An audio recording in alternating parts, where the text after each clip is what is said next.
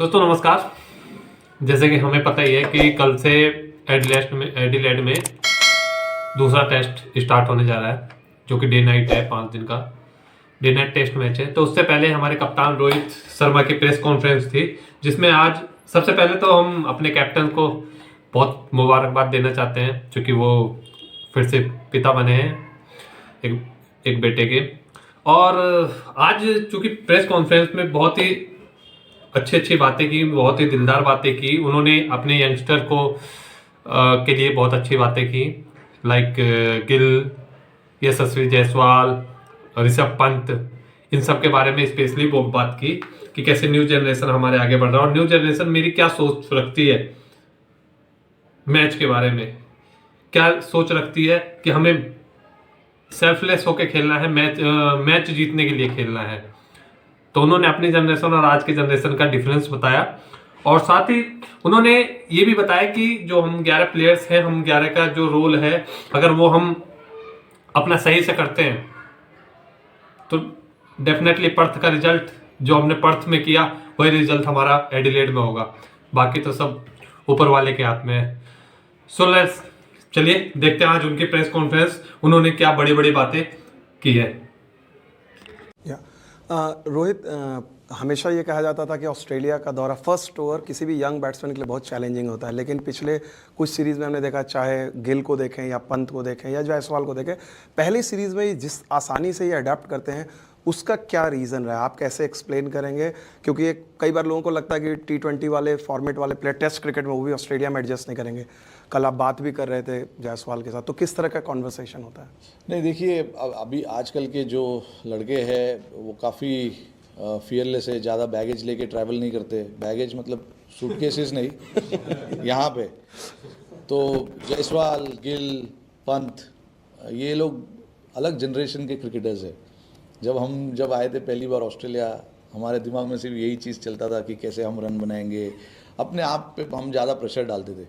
But देखिए, हर generation अलग होता है। आजकल के लड़के एकदम बिंदास और फियरलेस है, और ये शायद उनके फेवर में काम भी कर रहा है। जब भी मैं उनसे बात करता हूँ, उनसे सुनता हूँ, उनके दिमाग में सिर्फ एक ही चीज़ है कि मैच कैसे जीता जाए।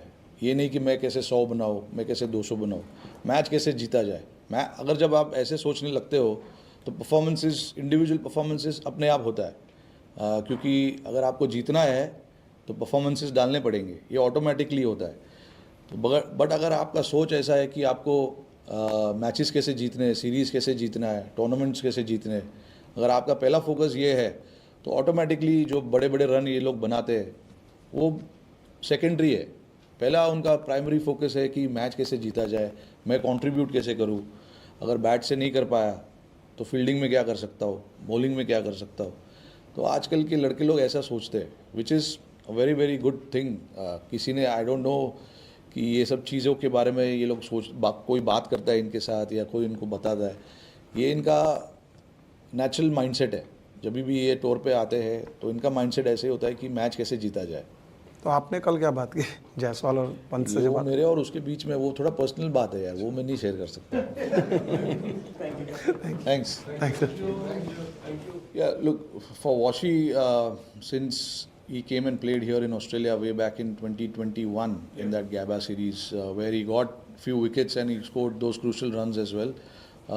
After that, he's had unlucky injuries as well, where he was out of the team for a while, was not playing a lot of cricket. But see, with Washi, again, a very solid all-rounder. We've seen it, what he can do with the ball, with the bat. He's got a solid technique to play anywhere in the world. And ऐसे लड़के जब अगर team में रहते हैं तो आपको confidence मिलता ही है। And with washi specially now, I just hope that he stays away from injury and doesn't get injured, because a player like him is always valuable to our squad, gives us that balance, that depth that a team always requires.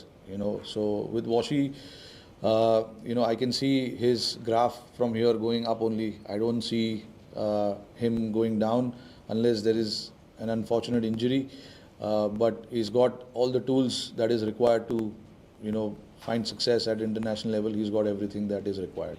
तो अभी आप international cricket खेल रहे हो तो आपको तकलीफ तो सहना पड़ेगा, whether it is facing the pink ball, whether it is facing the spin, कुछ भी नहीं ज़्यादा खेलते नहीं है, बट देखो अभी जब भी आपके सामने एक सीरीज़ है, टूर है, आपको पता है कि ऑस्ट्रेलिया जब आओगे तो एक पिंक बॉल का टेस्ट मैच होगा ही।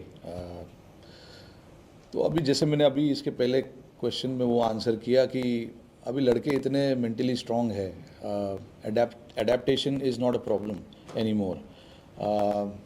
लड़के लोग अपने आप को इस तरीके से प्रिपेयर करते हैं कि कोई भी सिचुएशन या कोई भी डिफ़िकल्ट चीज़ें सामने आई तो उसको अच्छे से करना है।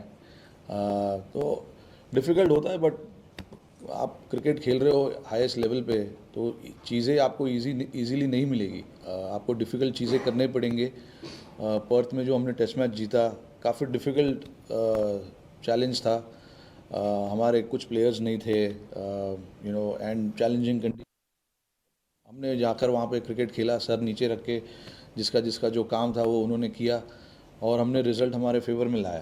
तो इसी तरीके से हमको ये टेस्ट मैच भी देखना चाहिए कि चैलेंजिंग होगा, बट अगर 11 के 11 लोग अपना अपना काम करेंगे तो शायद रिज़ल्ट जो है वो हमारे फेवर में आ सकता है।